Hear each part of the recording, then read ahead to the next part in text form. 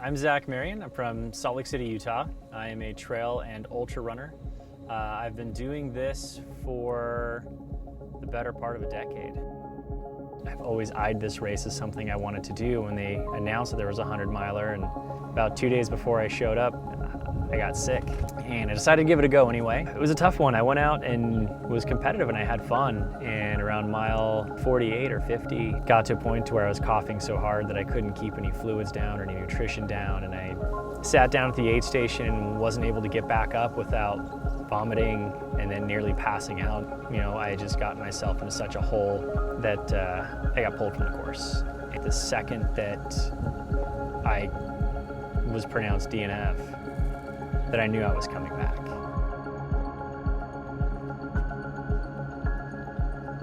I know what's about to happen is really gonna hurt. I know it's gonna be fun. I know it's gonna be difficult, but I'm excited for it.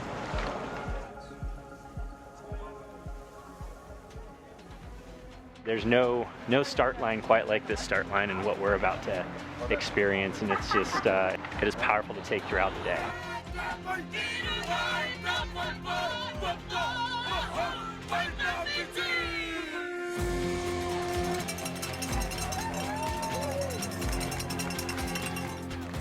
So why 100 miles? You know, it's such an arbitrary number.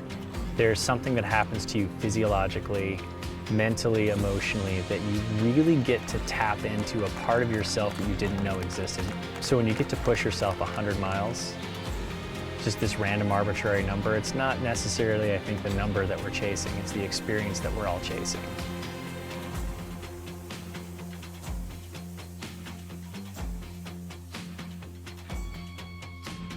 The race started off really well. The eventual winner took off quite a bit ahead of a small chase pack.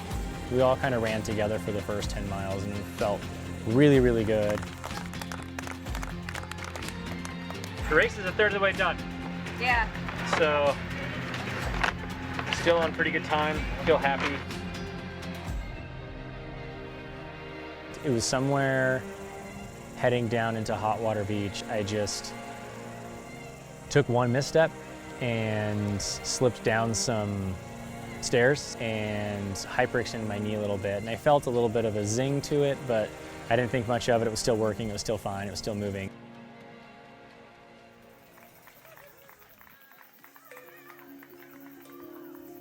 It wasn't until probably mile 50, between 50 and 60, that it started getting really tight and locking up on me, and I noticed that something wasn't going to be right, that I needed to dial it back a little bit and change my game plan. And by then I had slipped from third, moved back considerably throughout the day. Being an athlete that, you know, represents a company, it is a responsibility. Another group, a company, a brand has given you their trust. So there is always a part of that race that becomes about that relationship you have with your brands. And it does add some stress, it does add an added weight to your shoulders, and you want to do well for them. Keep going, you're doing awesome. Oh, well done. Oh, thanks, dude. Even in the hardest parts of the race, when you're getting passed by a bunch of people and you feel like you're just morally drained and emotionally just hurt by that, you know, you're so physically fit. You've put months and months and months of energy into getting ready for this one day. And there are so many steps to take in that one day, and it only takes one wrong step to throw your whole day off. It was difficult. And I just remember saying to myself, I'm not where I'd like to be, but I'm exactly where I want to be. And that was here on the course. Once I said that, it just clicked. Everything changed in my mentality, my emotions. It just hit me like I ran through a wall. I usually try to race for placement or for time or for, you know, an effort and kind of how I'm going to stack up against the competition. And this race, I was less concerned about that, and I was more worried about just getting to that finish line. That was goal number one.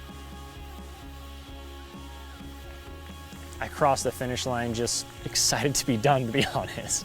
It was a long day and I just wanted to be done with the race. And I was just so excited to like have that 100-mile finish back under my belt and to be back in a category that I haven't been for a while. Finishing in the top 10 was awesome. And you know, coming back from the dead, I had so much to be excited about that once I crossed, I remember turning around and looking up at the time, and it didn't even bother me that it was hours after the goal that I had set. It was the fact that I had finished. And I looked past the time and I looked at the finish line, and that's what mattered.